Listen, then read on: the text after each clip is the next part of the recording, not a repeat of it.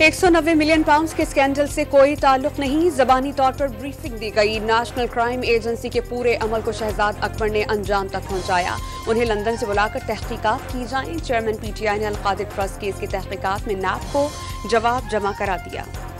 जहांगीर तरीन का नई सियासी जमात इस्तेहकाम पाकिस्तान पार्टी के क़याम का बाज़ाब्ता ऐलान।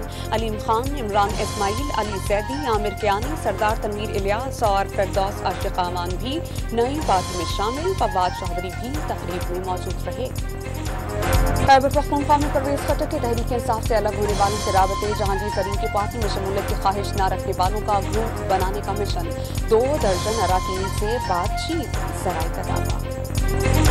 खजाना का नए IMF प्रोग्राम में ना जाने का ऐलान। आइंदा की हिकमत अमली नई हुकूमत पर छोड़ दी। डिफॉल्ट का कोई खतरा नहीं, $7 की यकीन दहानी। आइंदा माली साल का बजट कल पेश किया जाएगा। डिफॉल्ट से बचाने के लिए दरामदात में कमी की। डॉलर के कदर मसनूई तौर पर 40 से 45 रुपए ज्यादा है। वज़ीर खजाना का दावा। बैरून मुल्क से तरसिलात ज़र में 13% कमी का एतराफ़। मौत की खपत में 45.36% की बड़ी कमी। ट्रांसपोर्ट सेक्टर में खपत 19% कम हुई। इक़्तिसादी सर्वे रिपोर्ट में तस्दीक।